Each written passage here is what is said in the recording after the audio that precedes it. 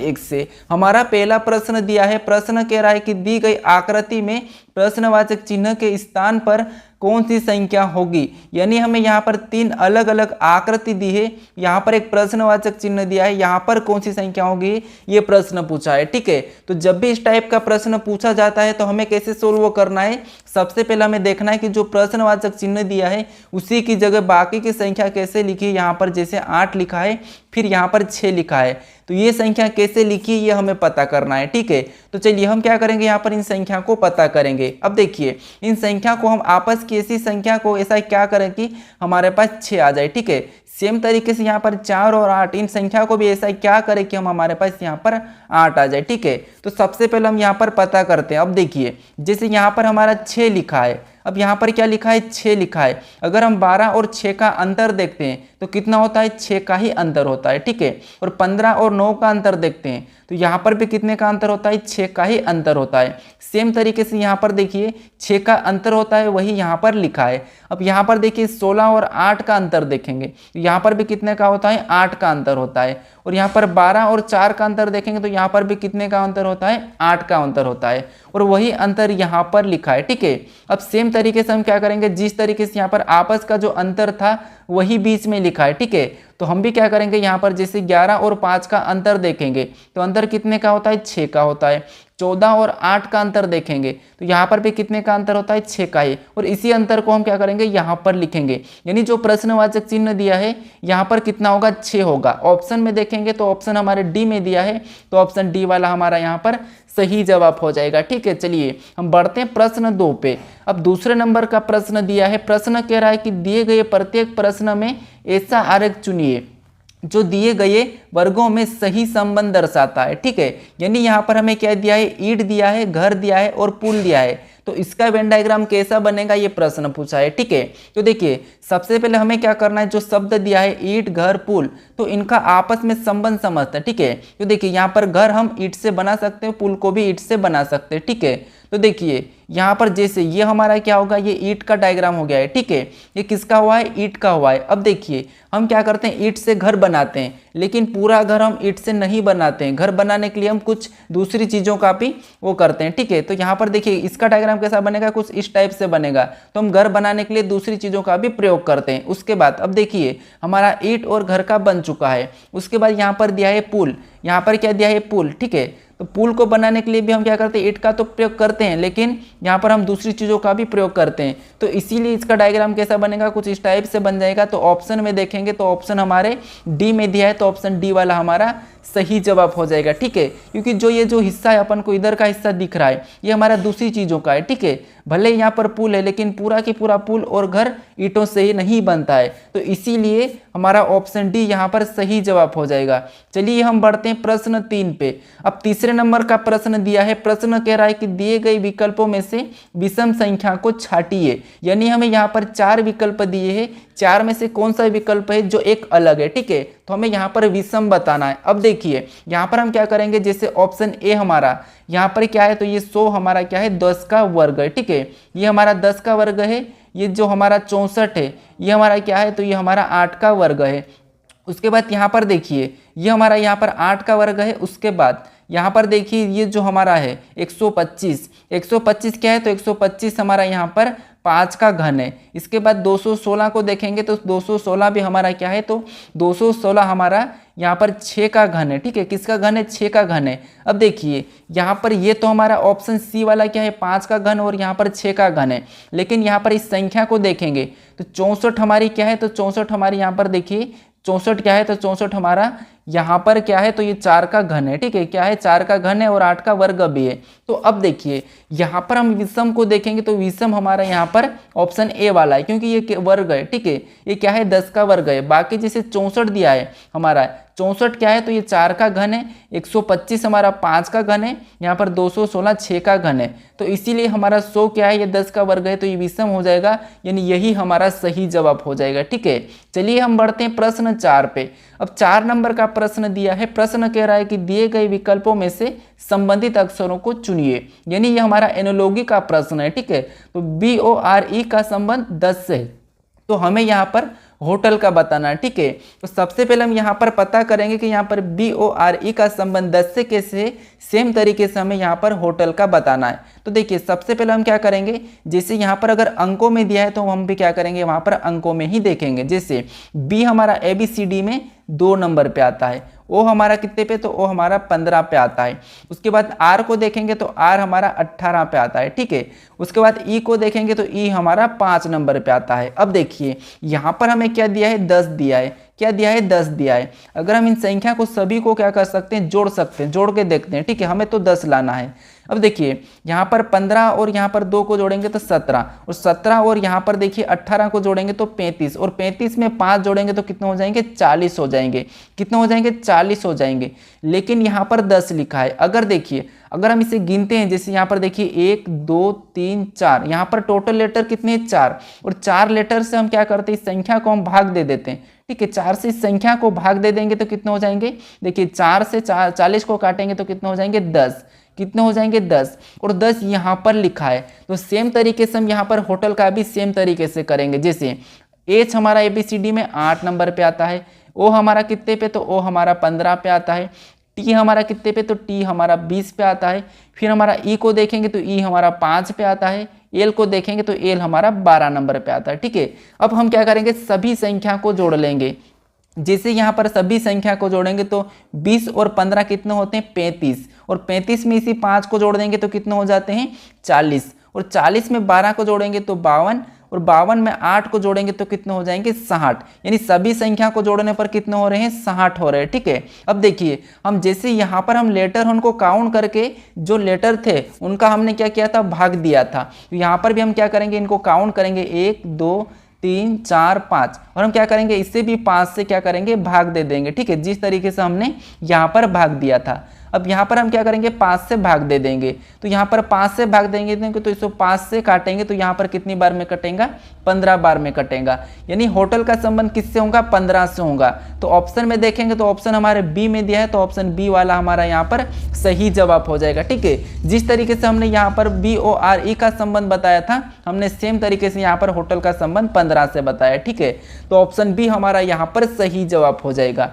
चलिए हम बढ़ते हैं प्रश्न 5 पे। अब 5वें नंबर का प्रश्न दिया है। प्रश्न कह रहा है कि यदि h बराबर 8 है और यहाँ पर HAT बराबर 29 है, तो यहाँ पर BOX यानी कि बॉक्स का पूछा है। ठीक है, तो हमें क्या करना है, यहाँ पर सबसे पहले पता करना है कि h बराबर 8 कैसे लिखा है, HAT बराबर यहाँ पर 29 कैसे लिखा है, हमें सेम तरीके से BOX का बताना है। तो देखिए यहाँ पर क्या करेंगे, सबसे पहले जैसे h हमारा ABCD में कितने नंबर पे, 8 नंबर पे आता है, तो यहाँ पर तो 8 लिखा है। ठीक है, उसके बाद यहाँ पर देखिए एज तो हमारा कितने नंबर पे, 8 नंबर पे आता है, ए हमारा कितने नंबर पे, तो 1 नंबर पे, फिर टी हमारा कितने पे, तो टी हमारा 20 नंबर पे। ठीक है, अब देखिए यहाँ पर क्या लिखा है, 29 लिखा है। यानी हम यहाँ पर देखेंगे 8 और 1 को जोड़ेंगे तो 9, 9 और 20 को जोड़ेंगे तो कितने होते हैं, 29, और 29 यहाँ पर लिखा है। ठीक है, तो इसी तरीके से हम यहाँ पर क्या करेंगे, देखिए जैसे बी हमारा कितने नंबर पे, 2 नंबर पे आता है। ठीक है, ओ हमारा ABCD में 15 नंबर पे आता है। फिर यहाँ पर एक्स दिया है, एक्स हमारा 24 नंबर पे आता है। ठीक है, अब यहाँ पर क्या करेंगे, हम सभी को जोड़ लेंगे। तो जैसे हम यहाँ पर 24 और 15 को जोड़ेंगे तो कितने हो जाएंगे, 39, और 39 में 2 को जोड़ देंगे तो कितने हो जाएंगे, 41 हो जाएंगे। ठीक है, कितने हो जाएंगे, 41। यानी 41 हमारा जैसे BOX का संबंध किससे होगा, 41 से होगा। ऑप्शन में देखेंगे तो ऑप्शन हमारे यहाँ पर डी में दिया है, तो ऑप्शन डी वाला हमारा सही जवाब होगा। ठीक है, ऑप्शन डी वाला 41। अब चलिए हम बढ़ते हैं प्रश्न 6 पे। अब 6 नंबर का प्रश्न दिया है। प्रश्न कह रहा है कि दी गई आकृति में कितने गत्ते हैं, गत्ते के डिब्बे जो सफेद नहीं है। ठीक है, यानी प्रश्न के कहना का मतलब ये है कि जैसे यहाँ पर दी गई आकृति में कितने गत्ते के डिब्बे जो सफेद नहीं है। यानी दोस्तों यहाँ पर देखिए, जो यहाँ पर जितने भी इस आकृति के अंदर अंक है वो क्या है, डिब्बा है। ठीक है, उसके बाद अब देखिए यहाँ पर जितने भी जो त्रिभुज के अंदर जितने भी अंक है वो क्या है, गत्ता है। उसके बाद यहाँ पर देखिए जैसे जितने भी इस आयत का अंदर है, आयत के अंदर अंक है वो क्या है, सफेद है। लेकिन हमें प्रश्न ये कह रहा है कि यहाँ पर देखिए प्रश्न ये कह रहा है कि कितने गत्ते के डिब्बे जो सफ़ेद नहीं है, यानी हमें जो सफ़ेद के अंदर है जितने भी, उससे हमें नहीं लेना है, ठीक है। क्योंकि जो सफ़ेद के अंदर है तो हमें इससे नहीं लेना है, तो इसीलिए इतना वाला तो हमें क्या करना है, इसे तो छोड़ देना है। इसके अंदर जितने भी अंक है हमें छोड़ देना है, क्योंकि इसने कहा है कि सफ़ेद नहीं है, तो हम सबसे पहले तो क्या करना है, जो नहीं कहा तो उससे हमें क्या करना है, छोड़ देना है। 5 भी नहीं लेंगे, 9 को भी नहीं, और यहाँ पर 4 को भी, 10 को भी, 8 को भी, इनको नहीं लेंगे।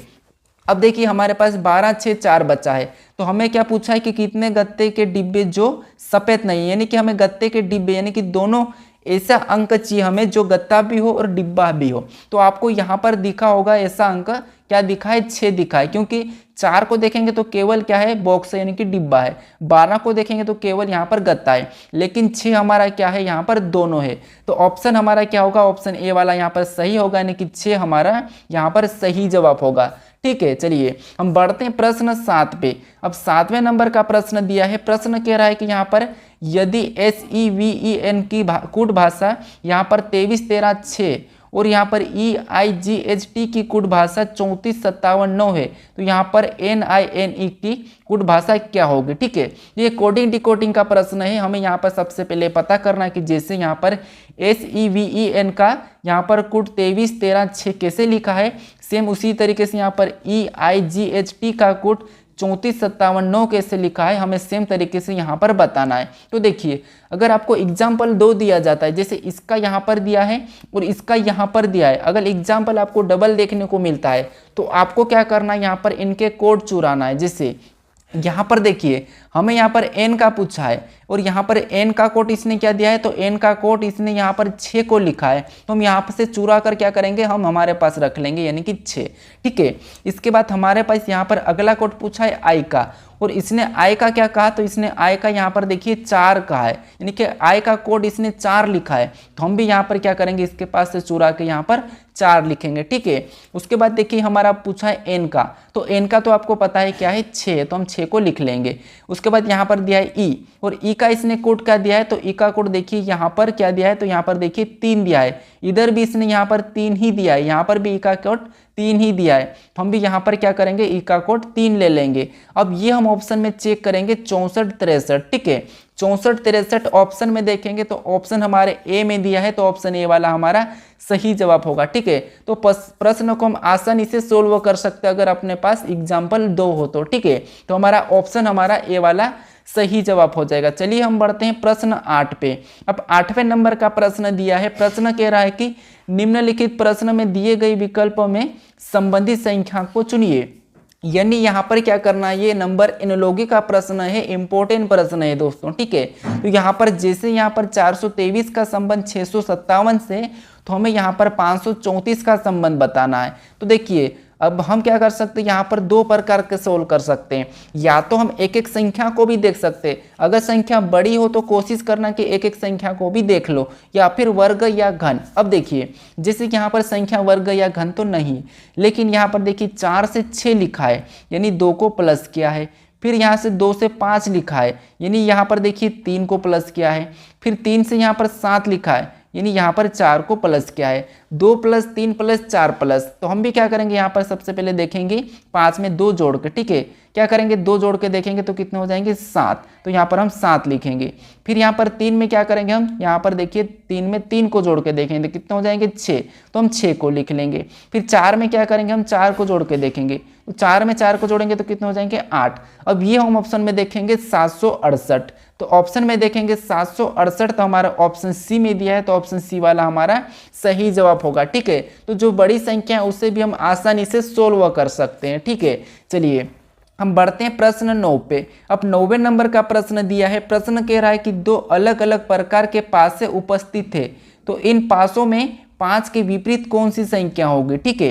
तो देखिए हमें यहाँ पर प्रश्न ये पूछा है कि 2 अलग अलग पासे दिए हैं, तो इसमें से हमें क्या करना है, 5 के विपरीत कौन सी संख्या होगी ये बताना है। तो देखिए हम क्या करते हैं, जब भी एक से अधिक पासा होता है तो क्या करते हैं, वहाँ पर कॉमन देखते हैं। तो जैसे यहाँ पर कॉमन देखते हैं, तो कॉमन हमारे पास यहाँ पर देखिए 3 और 2 है, ठीक है, और यहाँ पर भी 3 और 2 है।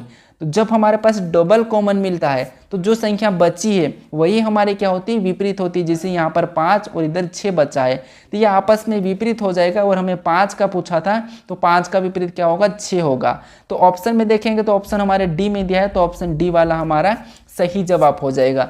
अब चलिए हम बढ़ते हैं प्रश्न 10 पे। अब 10वें नंबर का प्रश्न दिया है। प्रश्न कह रहा है कि यदि परावर्तित समय 3:43 तो घड़ी का वास्तविक समय क्या होगा। यानी दोस्तों यहाँ पर अगर दर्पण में 3:43 है तो हमें यहाँ पर घड़ी का वास्तविक समय बताना है, ठीक है। तो देखिए यहाँ पर जब भी घड़ी का यहाँ पर आपको परावर्तित यानी कि दर्पण का प्रश्न पूछा जाए तो आपको उस समय को 11:60 में से घटा लेना है। जिससे यहाँ पर देखिए 11 में से क्या करना है, आपको 60 में से घटा लेना है। ये हमने 11:60 लिखा है। इसमें से आपको क्या करना है, जो समय दिया है उससे यहाँ पर क्या करना है, आपको घटा लेना है। जैसे यहाँ पर 3:43 दी है तो हम क्या करेंगे, यहाँ पर घटा लेंगे। अब देखिए यहाँ पर हमें क्या करना है, घटाना है। तो यहाँ पर 10 में से 3 को घटाएंगे, ठीक है। तो कितने बचते हैं, 7। तो हम यहाँ पर 7 लिखेंगे। फिर यहाँ पर 5 हो जाएगा, और 5 में से 4 को घटाएंगे तो कितने होंगे, 1। तो यहाँ पर हम 1 को लिखेंगे। इसके बाद यहाँ पर हम अनुपात वैसा ही लगाएंगे। अब देखिए 11 में से 3 को घटाएंगे, तो 11 में से 3 को घटाने को कितने होते हैं, 8 होते हैं। तो यहाँ पर देखिए हमारा क्या निकल का है, तो 8 बज के कितना निकला है, 17 मिनट निकली, ठीक है। 8:17 निकला, यानी कि ये ऑप्शन में देखेंगे हम। तो ऑप्शन हमारे यहाँ पर देखिए ऑप्शन सी में दिया है, तो ऑप्शन सी वाला हमारा सही जवाब हो जाएगा, ठीक है। तो जब भी यहाँ पर प्रतिबिंब यानी कि दर्पण का पूछा जाए आपको, तो आपको उस समय को 11:60 में से घटा लेना है, ठीक है। तो ऑप्शन हमारा यहाँ पर सी वाला सही जवाब हो जाएगा। अब बढ़ते हैं प्रश्न 11 पे। अब 11 नंबर का प्रश्न दिया है। प्रश्न कह रहा है कि देखिए ए उत्तर की ओर चलता है और बाएं मुड़ता है, वह पुनः बाएं मुड़ता है, अब वह दाएं मुड़ता है और पुनः दाएं मुड़ता है, तब वह बताए कि अब ए किस दिशा में चल रहा है। यानी दिशा और दूरी का है। तो हमें यहाँ पर देखिए यहाँ पर आपको दिशा का पता होना चाहिए। जैसे दिशा ऊपर की ओर उत्तर होता है, नीचे दक्षिण होता है, और राइट में पूर्व होता है, लेफ्ट में पश्चिम होता है, ठीक है। अब देखिए प्रश्न कह रहा है कि देखिए ए उत्तर की ओर चलता है, यानी यहाँ से ए उत्तर की ओर चलता है, ठीक है। ए उत्तर की ओर चलता है, फिर यहाँ पर देखिए और बाएं मुड़ता है, यानी बाएं यानी कि इस तरफ मुड़ेगा, ठीक है। बाएं मुड़ता है, वह पुनः बाएं मुड़ता है, फिर से ये इधर पुनः बाएं मुड़ेगा। उसके बाद अब देखिए बाएं मुड़ता है, वह दाएं मुड़ता है, फिर इधर जाने के बाद वापस से दाएं मुड़ेगा तो इस तरफ हो जाएगा। उसके बाद दाएं मुड़ता है, क्या करता है, दाएं मुड़ता है, और वह पुनः दाएं मुड़ता है, फिर से वो दाएं मुड़ेगा तो ऊपर चले जाएगा। फिर वह तब यह बताए कि वह अब ए किस दिशा में चल रहा है। तो अब देखिए यहाँ पर वापस उत्तर की ओर ही जा रहा है, ऊपर जा रहा है, इसका मतलब वापस उत्तर की ओर जा रहा है। तो हम ऑप्शन में देखेंगे तो उत्तर हमारा यहाँ पर ऑप्शन ए वाला सही हो जाएगा, ठीक है। क्योंकि देखिए ए चलना शुरू करा था, यहाँ से चलना शुरू करा, फिर यहाँ से चलने के बाद वो बाएं मुड़ा, बाएं मुड़ने का पुनः बाएं मुड़ा तो वो नीचे आ गया, फिर से वह दाएं मुड़ा तो दाएं मुड़ने के बाद इस तरफ हो गया, फिर से वो दाएं मुड़ा तो ये इस तरफ चल रहा है, ठीक है। अब पूछ रहा प्रश्न कि ये किस तरफ चल रहा है, तो ये हमारा उत्तर दिशा की ओर चल रहा है। तो ऑप्शन हमारा यहाँ पर ए वाला सही जवाब हो जाएगा। अब चलिए हम बढ़ते हैं प्रश्न 12 पे।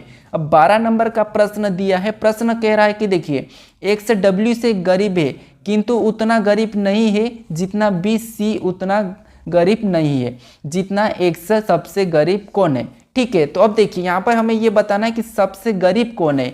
तो देखिए सबसे पहले हमको प्रश्न को ध्यान से समझना है। प्रश्न कह रहा है कि देखिए एक्स डब्ल्यू से गरीब है, यानी देखिए ये हमारा कौन हो गया, डब्ल्यू हो गया, ठीक है। एक्स क्या है, तो एक्स डब्ल्यू से गरीब है, तो यहाँ पर हो जाएगा ये एक्स क्या है, नीचे हो जाएगा, ये डब्ल्यू से गरीब है, ठीक है। ये मेरा तरीका है। इसके बाद अब यहाँ पर आपको दिखा होगा कि एक्स क्या है, नीचे मतलब गरीब और ऊपर मतलब अमीर, ठीक है। तो एक्स हमारा क्या है, डब्ल्यू से गरीब है, ठीक है। किंतु उतना गरीब नहीं है, किंतु उतना गरीब नहीं है जितना बी। तो अब देखिए एक्स डब्ल्यू से तो गरीब है, लेकिन उतना गरीब नहीं है जितना कि बी। तो बी इससे भी कितना हो जाएगा, गरीब हो जाएगा, यानी कि नीचे हो जाएगा, ठीक है। अब देखिए जितना कि बी, उतना सी, उतना गरीब सी नहीं है, यानी कि उतना गरीब सी नहीं है। तो अब देखिए जैसे वापस से समझिए, एक्स डब्ल्यू से गरीब है किंतु उतना गरीब नहीं है जितना कि बी, उतना सी गरीब नहीं है, सी उतना गरीब नहीं है, ठीक है। तो देखिए सी हमारा यहाँ पर कहाँ हो जाएगा, देखिए जितना कि बी, सी उतना गरीब नहीं है। तो अब देखिए सी हमारा यहाँ पर हो जाएगा, ठीक है, क्योंकि सी उतना गरीब नहीं है तो यहाँ पर डब्ल्यू से कम हो जाएगा। उसके बाद जितना कि एक्स, जितना कि एक्स, तो जैसे कि जितना एक्स गरीब है उतना सी नहीं, तो इसका मतलब तो सी यहीं पर है, सही है, ठीक है। तो अब देखिए सबसे गरीब कौन है, ये प्रश्न पूछा है। तो देखिए सबसे अमीर हमारा कौन है, डब्ल्यू है। सबसे गरीब हमारा कौन हो जाएगा, बी हो जाएगा। तो बी हमारा यहाँ पर सबसे गरीब होगा, तो ऑप्शन हम देखेंगे तो ऑप्शन हमारे ए में दिया है, तो ऑप्शन ए वाला हमारा सही जवाब होगा, बी हमारा सबसे गरीब है, ठीक है। अब चलिए हम बढ़ते हैं प्रश्न 13 पे। अब 13 नंबर का प्रश्न दिया है। प्रश्न कह रहा है कि देखिए ए डी की माँ है तथा बी की बहन है, बी की बहन सी है जो कि एफ से विवाहित है, तो यहाँ पर जी ए का पति है, तो जी डी से कैसे संबंधित है, यानी कि ब्लड रिलेशन का क्वेश्चन है, ठीक है। अब देखिए यहाँ पर प्रश्न ये कह रहा है कि ए डी की माँ है तथा बी की बहन है। अब देखिए ए क्या है, तो ए हमारी ये जो ए है ये हमारी क्या है, तो ये डी की तो क्या है, माँ हो गई, तो डी को हम पीछे लिखें, नीचे लिखेंगे। तो ए हमारी क्या है, डी की माँ है, और यहाँ पर बी की बहन है, तो ये बी की बहन हो जाएगी, तो बी को हम क्या करेंगे, यहाँ पर ये बी की बहन बना लेंगे, ठीक है। उसके बाद आगे कह रहा है कि बी की बहन सी है। अब देखिए यहाँ पर बी की बहन डी भी है और यहाँ पर सी भी इसकी बहन है। अब देखिए जो कि एफ से विवाहित है, देखिए बी की बहन सी है जो एफ से विवाहित है, यानी यहाँ पर ये इसका पति कौन हो जाएगा, एफ हो जाएगा, ठीक है। तो ये एफ से क्या है, विवाहित है, तो ये हम प्लस लगा लेंगे। इसके बाद अब देखिए यहाँ पर आगे कह रहा है कि जी ए का पति है, जी क्या है, तो ए का पति है, यानी इसका पति कौन हो जाएगा, जी, तो यहाँ पर जी का पति यानी कि ए का पति कौन हो जाएगा, जी, तो ये क्या है, पति है, ठीक है। उसके बाद अब आगे प्रश्न ये कह रहा है कि जी डी से कैसे संबंधित है, यानी जहाँ पर भी से लगता है तो हमें वहाँ पर उल्टा बताने कि डी का जी क्या लगेगा। तो डी का जी क्या लगेगा, तो यहाँ पर डी का जी क्या लगेगा, तो डी का जी हमारा देखिए ये तो इसकी माँ है और ये माँ है, तो ये इसका डी का क्या हो जाएगा, पापा हो जाएगा, ठीक है। क्या हो जाएगा, पापा हो जाएगा, यानी कि पिता।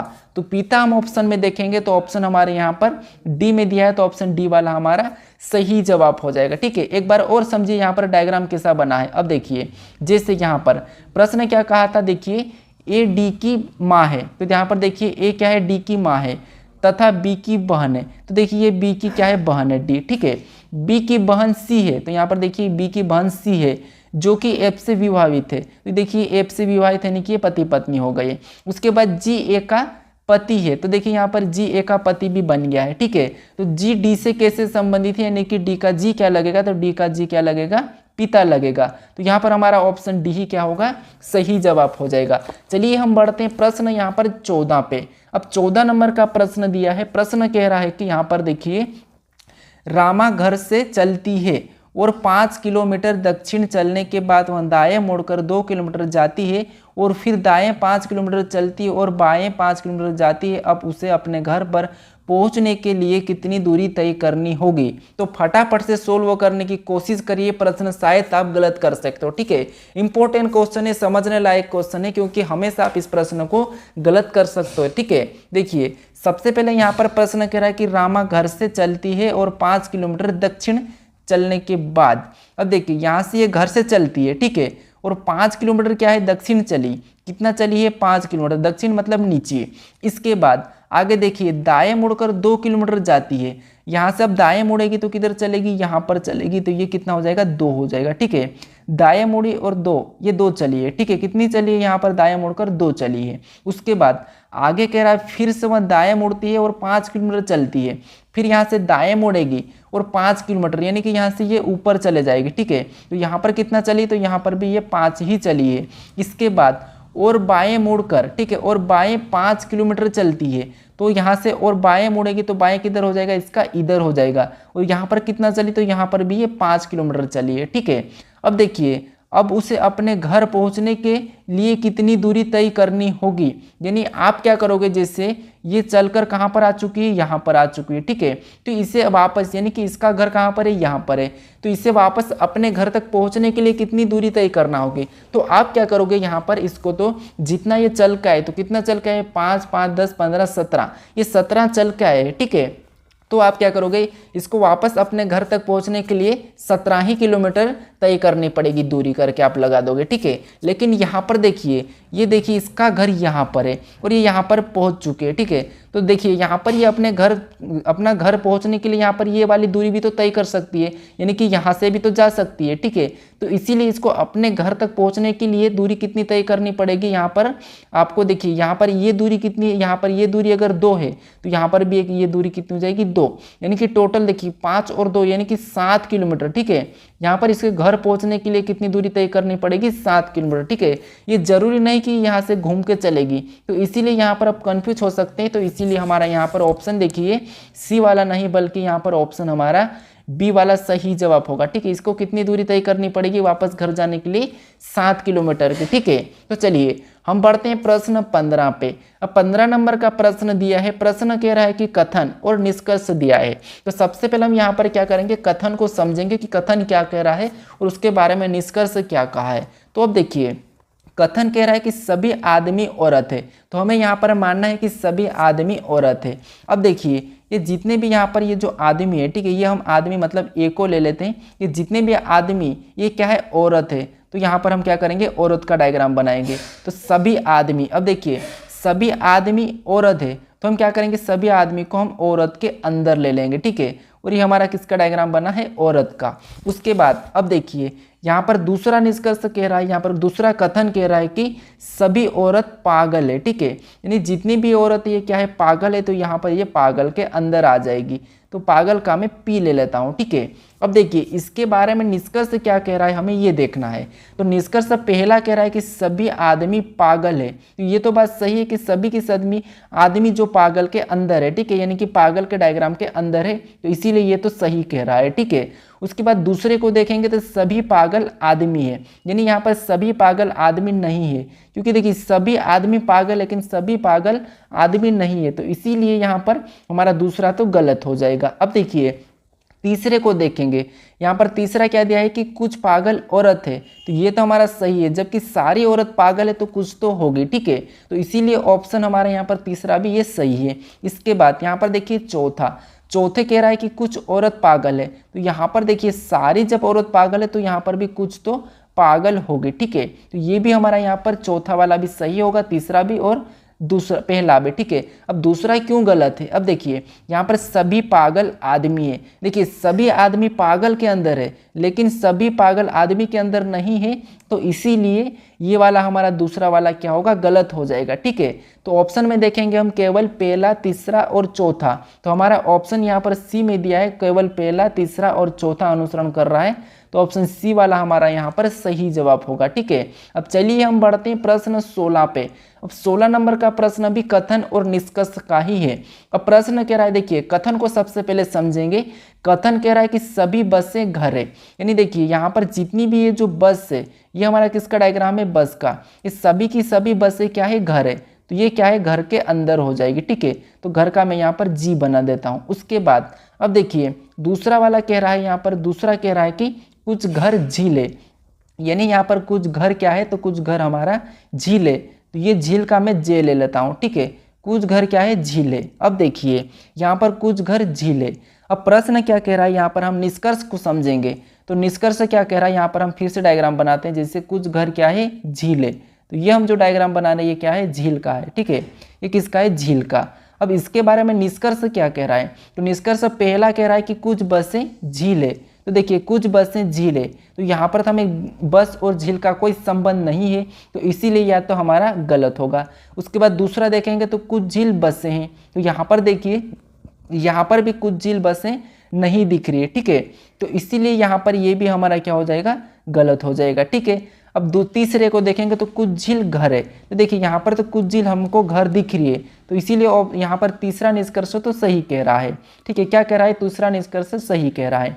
उसके बाद यहाँ पर कुछ घर बसें हैं, तो यहाँ पर कुछ घर बसें दिख रहे हैं, तो ये भी हमारा चौथा भी निष्कर्ष सही कह रहा है, यानी निष्कर्ष तीसरा और चौथा हमारा यहाँ पर अनुसरण कर रहा है। तो ऑप्शन में देखेंगे तो ऑप्शन हमारे डी में दिया है तो ऑप्शन डी वाला हमारा यहाँ पर सही जवाब हो जाएगा। ठीक है, तो चलिए आज के लिए इतना ही। ये प्रश्न आपको कैसा लगा ये मुझे कमेंट करके जरूर बताएं। और अभी तक अगर आप इस चैनल को सब्सक्राइब नहीं कर रहे हैं तो प्लीज़ सब्सक्राइब कर लीजिए और वीडियो को जरूर लाइक कर दीजिएगा। ठीक है, अगर आपको ये क्वेश्चन चाहिए तो मैं डिस्क्रिप्शन में लिंक दे दूंगा, वहाँ पर क्लिक करके आप व्हाट्सएप चैनल पर जाकर ये क्वेश्चन डाउनलोड कर सकते हो। ठीक है, और आप व्हाट्सएप चैनल को फॉलो भी जरूर कर लीजिएगा। चलिए हम मिलते हैं अपने नेक्स्ट वीडियो में।